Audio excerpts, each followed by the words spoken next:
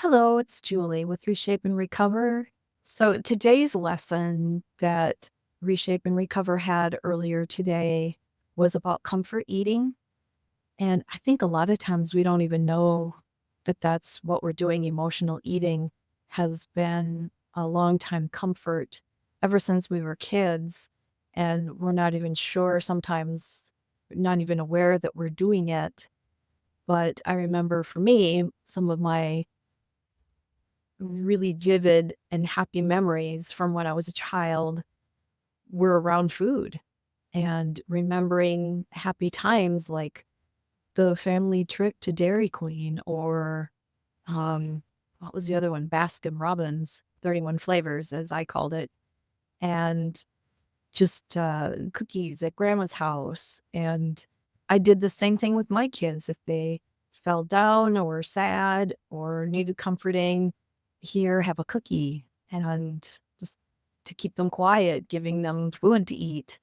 And I think a lot of us have done that. But now that we know the truth about food, about sugar, and about the chemicals in our food, we don't need to do that anymore.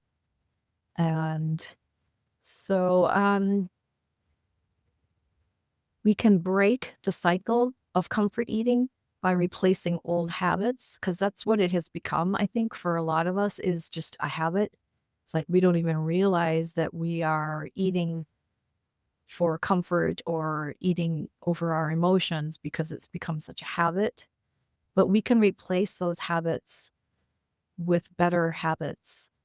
And sometimes just creating a list of other things that you can do, replacing food for comfort and replacing that with things that you enjoy doing. We all have our hobbies that we do. Some people enjoy reading.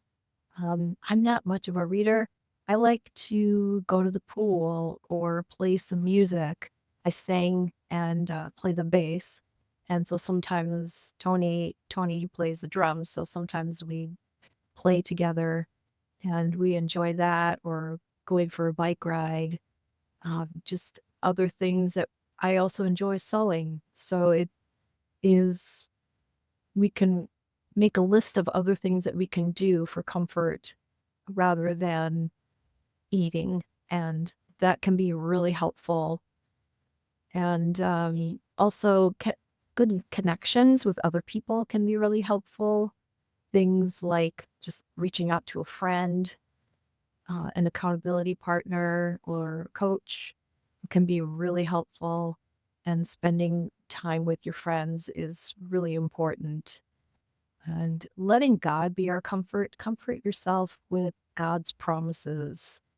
Isaiah 66, verse 13 says, as a mother comforts her child, so will I comfort you. And that is such a beautiful picture of how God can comfort us in our times of sadness or loneliness, and other times just when we need comfort. And so I hope that this is helpful for you. And we went into more detail in our meeting, but wanted just to pass on a few comments to you and hope that that is helpful for you. And if you have any questions, feel free to leave them in the comments and I will respond to them. Or you can also DM me if you would prefer to keep it confidential. I'm happy to respond to any direct messages that I get. So have a blessed week and a blessed Easter.